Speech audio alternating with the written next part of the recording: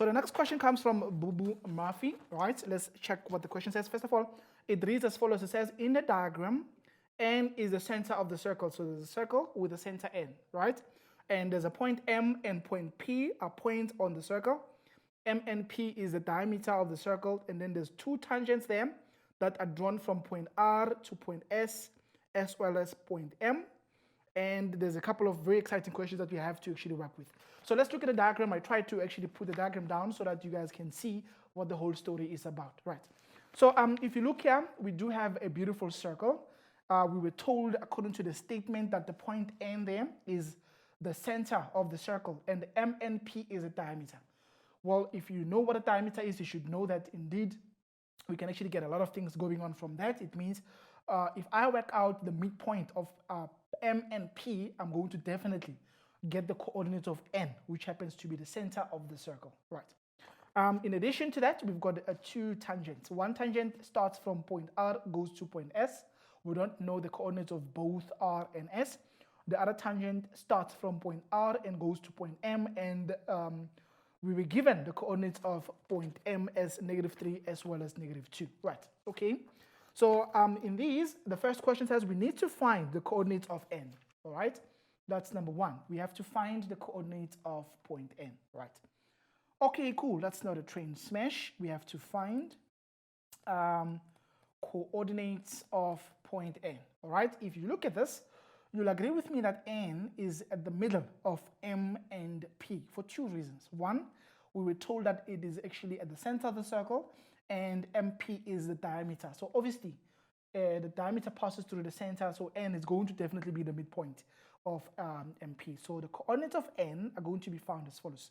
It is the x value at M added with the x value at P over 2, and the y value at M added with the y value at P divided by 2. Essentially, the midpoint formula is available on the information sheet, aka the formula sheet, not that aka, this aka, also known as, right?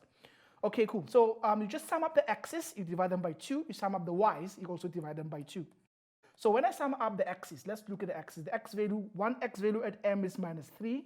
The x value at P is 1. So we are actually looking at the sum of -3 and 1 over 2. We are looking at the sum of -2, and the y value at P is 4. So -2 plus 4. Okay, plus 4 all over 2, right? And then that leads us to -3 plus 1, which is -2 over 2, which is -1, and 4 minus 2, which is 2 over 2, which also gives us 1. Now, a most important thing that you also need to remember is after finding an answer, go back to the diagram and try to plot it. As you're plotting it on the diagram, just check if it is making sense, right? We got -1 and 1. Does it make sense that the coordinates of N are -1 and 1? Yes, it makes perfect sense, because the x value here can be -1 and the y value here can be +1. So we're happy with the fact that the coordinates of N are -1 and 1. All right, let's go to the second question, the second part of this question. So number one wasn't that difficult, it was straightforward. The second one says we need to find the coordinates. Or first of all, let's just do this. Let's just put it here. Number two, they say find, right? Not the coordinates, but find the equation. Find the equation of the circle, right? And they're telling you in the form, x minus a squared, y minus b squared is r squared. So they want it to be in the form x minus a squared plus y minus b squared is equal to r squared. What is the significance of that before I even attempt to find a solution to this? The significance of what you're looking at here is the fact that sometimes the equation of the circle can be expressed without the brackets, which means if you look at x minus a squared, it is actually a binomial squared. So if I worked that out by creating two brackets, right? Let me just show you what I mean by that, because it's not all the time that they will demand you to express it in that form. If I take that x minus a squared and I work it out, right, plus whatever's going on, I'm going to have x minus a times another x minus a. And if we're applying our basic math of foiling this out, we're going to end up with all the x's and the a's out of those brackets, right? So sometimes they want you to express the equation of the circle in the form ax squared plus by squared plus cx plus dy plus e is equal to 0. This is to say, after finding the equation, remove the brackets by multiplying them out. Square those binomials and then express the equation without the bracket. So they might ask the other one, right? So be careful and do what the examiner asks you to do. Okay, cool. So now let's go back and check if we can be able to find the equation of the circle. Now, for me to find the equation of a circle, remember, like they said, it's going to be x minus a and y minus b. So I need the coordinates of the center. Do I have the coordinates of the center? Yes. In fact, I always tell people geometry and analytical geometry are stories. The questions there are stories. Number one helps you to do number two. So maybe the purpose of asking us for the coordinates of n is because they knew they're going to ask us for the equation. So you can't struggle on this, right? I've got the point n. I'm now looking for the second thing. Remember, you just need the center, beautiful people. You need the center, which in this case happens to be minus 1 and 1. The other thing that I need is the radius of the circle. When I've got the center and the radius, I can then find the equation. But we don't have that, right? We don't have that. So I've got many, many options. One, I can find the length of NP because NP is the radius of the circle. If I find the length of this, then I've got the radius and I'm then going to be able to find the equation of the circle that I'm looking for, right? But I want to introduce you to something very exciting, which is different from applying the distance formula. I can apply the distance formula and figure out what is Pn, and then I'll be able to get what the radius is. But I want to do it a bit differently. Okay, I'm going to go back to this and say, here's my solution. I've got x minus, right? The a value is the x coordinate of the center, which is minus 1, and negative of a negative is going to be positive 1 squared plus y minus b value is the y coordinate of the center, which happens to be 1 squared equals to r squared. We don't know the radius, right? We're looking for the radius now. So instead of calculating the radius using the distance formula, I want to introduce you to something different, which is to say, because we know that the circle passes through a point, we can steal the coordinates of that point and substitute them as x and y, right? It's very important for you to understand that. If I've got any graph, right, like I said, I want my math to go beyond analytical geometry. Even though we are solving an analytical geometry question, but I want the ideas to go beyond that, right? So if you are dealing with a graph anywhere in the world, like in this case, I'm dealing with a circle, right? And I want to find something. And it happens to be that that particular circle passes through a point. I can steal the coordinates of that point and substitute them in the equation to figure out whatever the unknown that I'm looking for. So in this case, we're looking for r. So I'm going to take any point that the circle passes through and steal its coordinate and substitute for x and y, and then work out the r squared value. So which one do I like here? I can take m if I want, because m lies on the circle. On, that's the keyword. I can take p, because even p lies on the circle. If I had the coordinates of r, I can't take those because they have nothing to do with the circle. If I had the coordinates of s, yes, they would work. Can I use the coordinates of n? No. Why? Because n is not on the circle. It might be the center of the circle, but it's not on the circle. It has got a special point or special position where you put the coordinates of n. So I'm going to take p because I like p, right?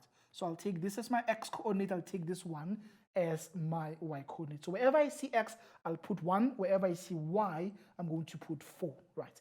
Let's go there and say, okay, this is going to be 1 for x, okay, plus 1, okay, squared plus, I need 1 squared equals to r squared. But the y value, like I said, we're taking the coordinates of p, which were given to us as 1 and 4. So that 1 and 4, the white numbers, are the ones that I got as the substituting point. Okay, 1 plus 1 is 2. 2 squared is 4, okay. So I've got 4 added with 4 minus 1, which is 3. 3 squared is 9. So according to this calculation, my r squared is definitely going to be the sum of 4 and 9, which comes out as 13. Then that concludes the equation of the circle. It's going to be x plus 1 squared plus y minus 1 squared equals to 13. Be careful. We don't use r when we are writing the equation. We needed to have r squared on it. Even though r squared is 13, we know that the r value was going to be the square root of 13. But what I'm substituting in the equation of the circle has to always be r squared. Please keep that in mind. Very important. Okay. Next question. Okay, the next one they say to us here, we need to find the equation of the tangent Rm. Find the equation of the tangent Rm, not that Rm, this one that you're dealing with here. Right. Rm, the equation of the tangent Rm. Let's go and look at it. Where is Rm? Where is Rm? Okay, Rm is the line that is decreasing, the decreasing line. They are looking for the equation of this line here, right? This one here. That's what they want. But like I said, the story is the same. It's not changing. I promise you, if you've been watching Tenfold Live, I'm sure by now you are good at doing these things because you've been repeating more or less the same thing. They just change here and there, but the ideas are the same. What do you need to find the equation of a straight line? You need two ingredients. What are those ingredients? A gradient and a random point on that particular line. Right, so I'm looking for the equation of Rm. I'm going to actually squeeze it here. I like to put my things or my answers where you guys will keep seeing the diagram as I solve this, because I feel like if you don't see the diagram, then you get a little bit lost, which is not what I want to see happening to you guys. I want you to see what is going on. So we're going to squeeze this one here and this small green box here, right? We're looking for the equation of Rm. What are the ingredients? Well, the ingredients are you need the gradient of that line, and you also need what? You need a point that that line is passing through. Do I have any of them? Yes. We've got m. The coordinates of m are -3 as well as -2. But now, do I have a gradient? No, I don't. Okay, this is where the problem starts. But like I said, this other line is a tangent. The other one is a radius or a diameter. What is special about them? They are perpendicular to each other thanks to Euclidean geometry. So we are going to use that idea to find the gradient of Rm. So what am I going to say to the examiner? I'm going to say, first of all, let's work out the gradient of Nm, right? Mn or Nm. It doesn't matter how you think about it, right? So the gradient, I'm going to call it the radius, Nm, right? The gradient of the radius equals to the y value at m minus the y value at n. So y2 minus y1 over x2 minus x1. So I'm going to just say this. It's 1 minus the y value at m is 2. It's -2. So when you're doing minus of a minus, you're going to get a plus over the x value there is -1. Minus of a minus again is going to give us a +3. 1 minus -2 is going to be 1 plus 2. And -1 minus -3 is going to be as good as -1 plus 3. Changing y over changing x. What does this amount to? It amounts to exactly 3 on top divided by 2 on the denominator. But remember, that's actually it's actually positive. Yes, it's perfect. Positive 3 over 2. Right. But then, like I said before, if we know the gradient of the radius, we're then going to say to the examiner the gradient of the radius multiplied by the gradient of the tangent must give us -1. Why? Because we know for a fact that the radius is perpendicular to a tangent thanks to Euclidean geometry. Therefore, I don't even need to calculate it. I'm going to say to you the gradient of Rm is going to be, think about it, look at it, look at it. It is the other one with an opposite sign and upside down. You change two things. Change its sign and change its order. Numerator becomes denominator, denominator becomes the numerator. So this one was positive. It means the one I'm looking for is going to be negative. This one is 3 over 2. It means the one I'm looking for is going to be 2 over 3. Keep that in mind. Very powerful. Okay, cool. Because when you multiply those, you'll definitely get -1. So the gradient of Rm is certainly going to be -2 over 3. Okay, I've got -2 over 3. I'm happy with that. So I've got all the ingredients I need. I can start cooking this solution. I can start cooking the equation of the line I'm looking for. How does that look, boo-boo? Well, it looks as follows. I'm going to do y is mx plus c. I'm changing from the other one I did the other day because it's just something different. I want you guys to see it. The y value that I'm taking here has to be the point where the line passes. It is currently -2, so I've got -2 equals to the gradient is -2 over 3 times the x value is -3 plus c, right? Solve there.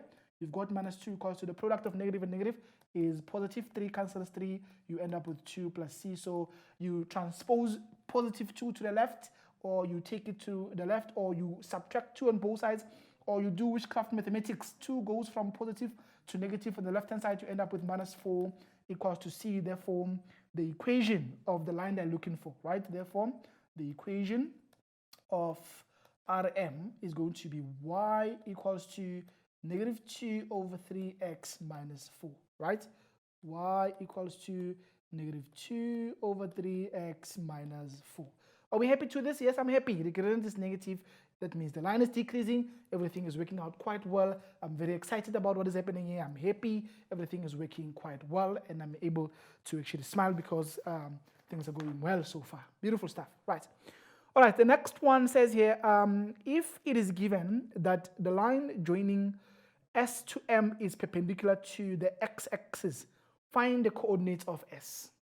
Now, this is another popular thing in analytical geometry. They talk about things you don't see on the diagram, right? They might be imaginary points. When they talk about it, you can't work with it if you don't see it, right? Your eyes your best tool in this case. You need to draw it on the Cartesian plane and see it. You can't deal with something that you don't see, right? That's why things that are happening at night are difficult to handle because we don't see them, right? So very important for you to keep that in mind. Daytime stuff, that's what you want to see. You put it on the diagram, you put it on the Cartesian plane, you look at it, you see it, and then you analyze it from that perspective. Okay, so they're saying there's a line that joins M to S. Let's plot it here and then look at it and analyze it. There's a line that joins M to S. Okay, cool. Thank you, Mr. Examiner, for highlighting that out. So let's just try and draw it in yellow. I'm going to draw it in yellow. There's that line. It's that one there. Okay. The examiner says this line is perpendicular to the x-axis. So it's perpendicular, which means they meet at 90 degrees. And they're asking you to find the coordinate of point S. So they want to know what is x here at S and what is y here at X. Okay, no big deal here. This is very easy. Straight to the point. Number one, whatever the x value at M is, we're going to have the same x value also at point S because it's straight up, right? Very important. You're going straight up. Any x value at M will be the same x value at S because it's a line that is perpendicular to the x-axis, it's parallel to the y-axis. So all x's on that line are the same. So the first number S, I know it without any challenge. S will have the same coordinate as M, which means they will both be -3, right? Let's put that on the diagram. So this is -3 by inspection. I don't even have to argue with anyone or tell anyone what I did there. Okay, cool. So now I'm looking for the y coordinate. Now there's many ways of doing this, right? You can do the reverse of the distance formula because we know that the radius Sn has a length of the square root of 13. We can apply that idea to solve for point S, just for educational purposes. If you don't want to do that, you can do something very exciting, which is what I'm going to do here. And I want you to pay attention to what is going on here. This is actually where it becomes very tricky because when we do these kinds of analysis problems, some of you guys are unable to follow what we did. So please, please, please stop what you're doing and focus on what I'm going to do. If you look at what we have here, right, I want you to look at RSNM. Look at that quadrilateral, RSNM. I can make an argument and say that there is a kite, right? I can make that argument. I want to say that to you. I want to say RSNM is a kite. What is a kite? Well, a kite is something that has two adjacent sides equal, right? But its vertices will be perpendicular to each other. Why am I making that claim? Well, look at this drawing here. The SN that you're looking at here is the radius. This is the radius, right? SN is the radius. But even NM is also the radius of the circle, which means they are equal in length because radii are obviously equal in length. And then RS is also equal to RM. Why am I saying RM is equal to RS? Well, we know from geometry that tangents drawn from the same point are equal in length. So I'm expecting the length of RS to be the same as the length of RM. That's why I'm claiming that that quadrilateral I'm looking at there is a kite. Now, why is this story of a kite important to me? Well, it is because I know for a fact that if I attempted to draw a line that joins R to N like that, that line will definitely be perpendicular to the line SM because of the fact that diagonals of a kite meet each other at 90 degrees. They are perpendicular to each other. Diagonals of a kite are perpendicular to each other. Once more, grade 10 concept coming in to help me to work with the problem of analytical geometry. So I'm saying that to you, this thing is a kite. If it is a kite, allow me to delete this 90 here so that you are less confused, right? The line SM is going to be perpendicular to the line NR because I know for a fact that diagonals of a kite meet each other at 90 degrees. But that's not all. The other thing is this. If I'm looking at the diagonals of this kite, the longer diagonal, right, will bisect the short one. Mudim. Let's look at that here so that you're not confused and you're able to follow what I'm going to argue. If I'm looking at a kite, my beautiful people, right, beautiful mindsetters, and I draw the diagonals. What is a diagonal? Someone is asking from Gomshabelinga. It's the line that moves from one vertex to the vertex directly opposite to it. That's the first diagonal, and this one is the second diagonal. What is special about these diagonals? Well, two things. One, they meet each other at 90 degrees. Two, this is equal to that, which means the longer diagonal bisects the shorter diagonal, right? And it's the same story as what is going on with my question. So let's go back and look at it. So the longer diagonal is Rn. The shorter diagonal is the one SM. The yellow diagonal is the short one, which means this here is the same as that. So when I make movements from point M to that point there, the distance I'm traveling will be the same as the distance I'm going to travel from this all the way going up to point S. Now here's my question. How many moves am I making, right? How many moves am I making? And please allow me to remove it because I've got a lot of things going on here and I want you to focus on what is going on here. Let me just erase what I have so far, right? Let's just try to have it clean as possible, so that you guys will follow what is happening. Remember, this is N, right? This is where you guys always say, I didn't hear what he said there. Well, this is what I'm saying. I'm going to move from point M. I'm going up, right? I'm going up to what? To this white line, right? Which happens to be perpendicular to the yellow line. So I'm asking myself, how many moves am I making going up? To move from here to go up, I'm going here, right? I'm simply moving from a y value of -2 to a y value of 1 because the y value at N is 1. So I'm moving going up. So when I'm moving from -2 to 1, how many moves am I making? -1, 0, 1. So I'm making 3 moves going up to the point that happens to be the midpoint of that particular diagonal, right? So I made 3 moves going up. Okay, so I'm adding 3. I moved 3 units up. I have to replicate that. I must make 3 moves again going there because the distance here has to be the same since we know the diagonals of a kite bisect each other. So to move from 1, going up 3 times, you will certainly land at 4. I can hear somebody saying, oh, yes, that's exactly what is going on here. So you move 3 times from the white diagonal going up, you'll definitely land at 4. That is going to help us to find the coordinates of S, which makes it -3 and 4. It's a beautiful question indeed. Thank you very much for sending it today. I hope you guys can see what you had to do because I'm now looking at what is happening here. This is actually, as far as the question has gone, that Bubu gave us. There's more things, but they're the same as what we've already done. So I hope this assists you and helps you to see. It's important for you to understand other concepts outside of analytical geometry.